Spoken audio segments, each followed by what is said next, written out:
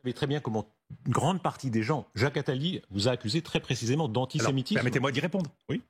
Tous les chemins mènent à Rome, mais tous les chemins de la critique ne mènent pas à l'antisémitisme. On peut critiquer le sionisme messianique d'une partie du gouvernement israélien sans être antisémite. On peut soutenir l'idée de justice pour le peuple palestinien sans être antisémite. On peut mettre en cause un système économique, culturel, financier. Que je sache, un ancien président de la République a fait campagne en dénonçant le pouvoir de la finance. Il n'était pas antisémite. Vous dites la règle financière qui s'est imposée, elle pèse lourd malheureusement, nous le voyons en France. La règle financière qui fait que quand on pense quelque chose, on est obligé de changer d'avis. Sur Israël. Mais Bella Hadid, qu'est-ce qui s'est passé, Monsieur Rochebin? Il faut regarder les choses de près. Le diable est dans les détails. Et c'est bien cela. Moi, dans le fond, et toutes ces questions que vous me posez, quel est le but? Quel est le but derrière vous et derrière ceux qui préparent ce genre de questionnement? C'est de faire en sorte que je me taise. Non, vous savez. Nous avons vécu des drames dans notre pays.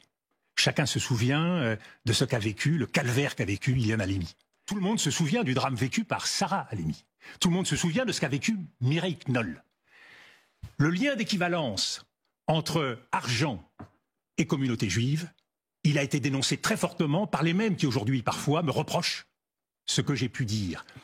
Vouloir établir un lien entre domination financière et antisémitisme, c'est renier ce qu'ils ont dit à l'époque. Il faut être cohérent. Et vous savez, à force de vouloir limiter la capacité qu'on a à s'exprimer, à force de ne plus pouvoir rien dire sur les plateaux, sous prétexte que ça pourrait signifier ou gêner, à force de traquer toutes les formes de pensée qui peuvent évidemment porter ombrage à une stratégie ou à une politique, eh bien on devient ce qu'on est en train de devenir, c'est-à-dire un très petit pays. Regardez les États-Unis. Laissez-moi terminer, Monsieur Rochebin. Regardez les États-Unis. Qu'est-ce qui se passe aux États-Unis?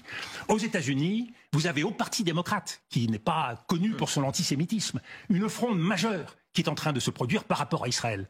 Une fronde générationnelle, une fronde politique.